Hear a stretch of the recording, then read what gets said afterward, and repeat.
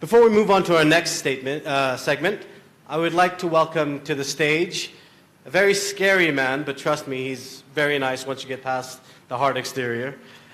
David Guerin, who is our air safety marshal for the event. David?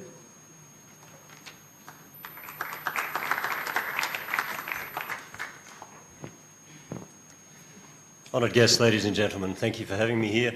As Jonathan led in twice with where he comes from, I'm Australian. Got that out the road first. Usalama, I hope I didn't do that wrong, but Usalama in Swahili is safety. I'm the safety advisor for the Lake Victoria Challenge. I'm also managing a great team who are looking after the operations of the flying display here. It's a beautiful day outside. It's a calm breeze. It's nice and sunny.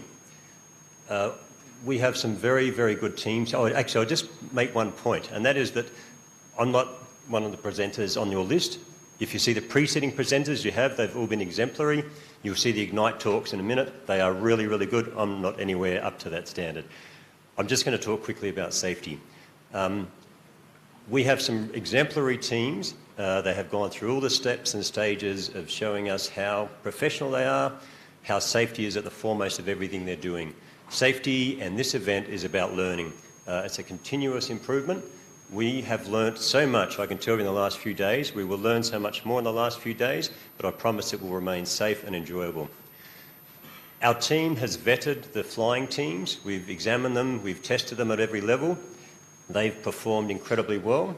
We're very, very pleased. It's a great effort. We also have some unmanned traffic management service providers here. There were some delays in their baggage, but that's part of our experiences. We'll have them up shortly. Out here by tomorrow, presenting a display of the area. We're all safe in here, obviously, from flying drones. Every now and then, you have to expect the unexpected. Unexpected operations happen in all forms of aviation. And your map in your brochure on page 40, 41 is slightly different. We've updated it to as we learn. And if you have a look at this little map here, where we are at the moment is the Blue Cross. Everyone might go to the swimming pool. But actually, when you walk in through the first gate, you're in a containment area. So once you're in this containment area, it's safe. Be alert, not alarmed. While drone flying is happening, just keep an eye on where they are. You will be anyway, because it's such an exciting thing to see. If the drones, for whatever reason, unexpectedly go out of control, they could go any particular direction. And so we will give you a warning, and it will be heads up, heads up. And we might be able to tell you exactly what's happening. We have a public address system to broadcast that warning. If we lose our battery on an air traffic controller, our power on an air traffic controller, we have a redundancy with a loud hailer. It will perhaps be also in Swahili. I'm not sure whether Freddie will do that.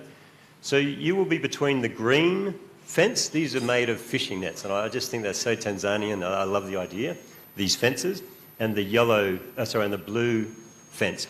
The people inside in this sketchy red area, flying drones, will only be pilots and our safety team. One or two other people who have been inducted into that area and well-trained will be allowed in there, but I'm really sorry none of you are. We will not take that risk of having participants in there. You'll be in the green grassy area enjoying coffee, having your lunch. If something does go wrong when we make that call, I really ask you, and if anyone is not here that you know of who turns up tomorrow or the next day, tell them as well. Don't just be alert, be alarmed and respond. Have a look at where the drone might be going. If it looks like its trajectory is coming towards you, do something. I'm not exactly sure what you're going to do, but think it through. You'll protect yourself in some way. On aircraft we yell out brace, brace, brace.